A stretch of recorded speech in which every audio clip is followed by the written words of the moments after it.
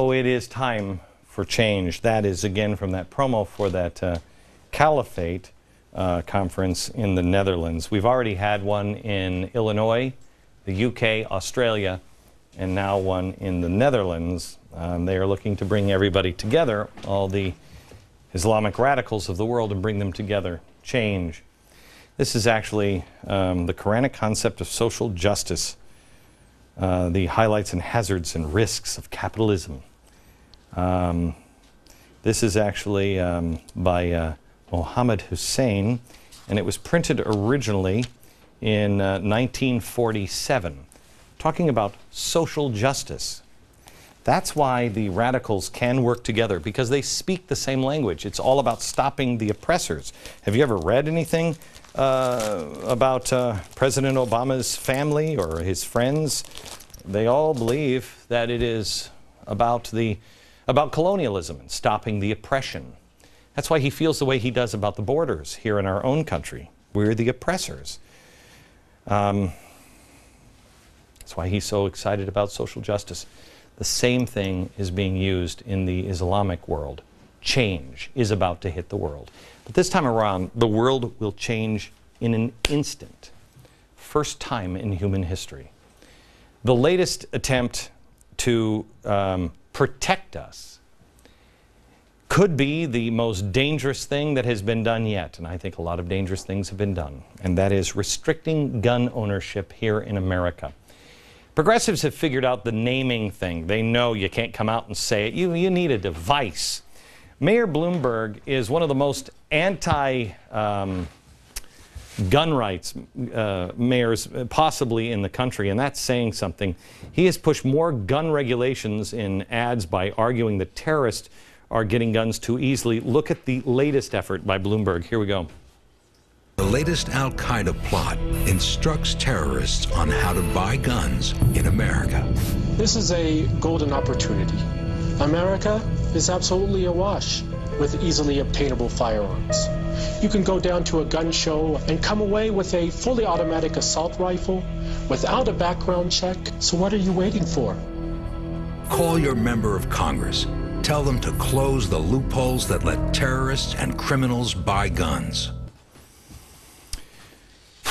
Anybody want to tell me what the Second Amendment is really all about? It's not about hunting and sports, is it?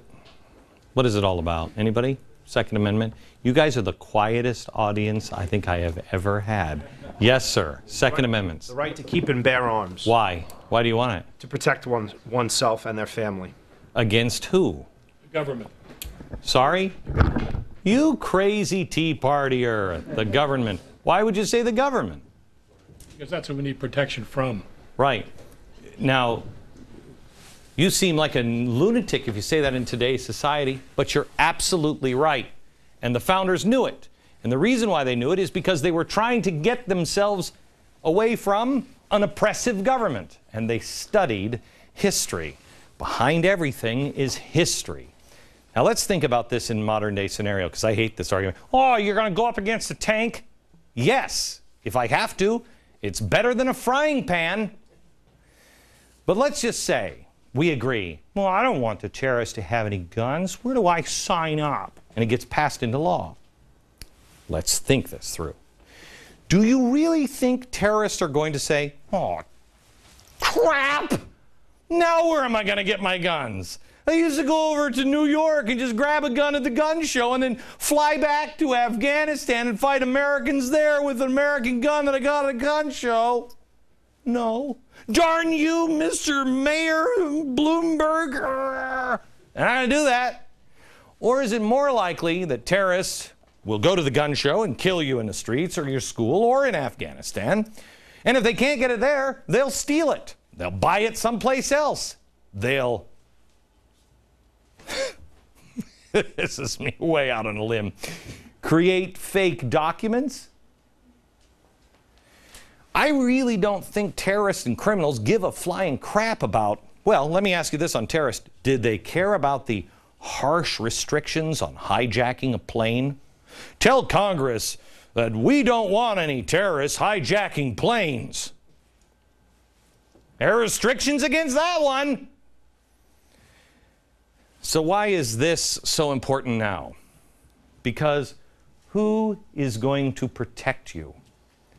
This is the first step that anyone who wants real power, this is what they do. It's what globalists have been trying to do. This is what radicals and communists and socialists have been trying to do for a long time. Hitler, Mao, Stalin, all of them.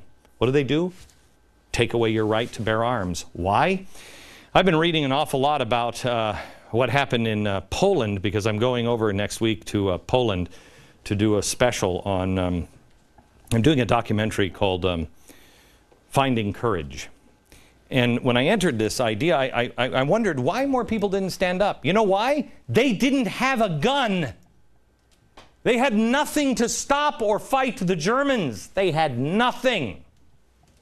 That's why you have the right to bear arms.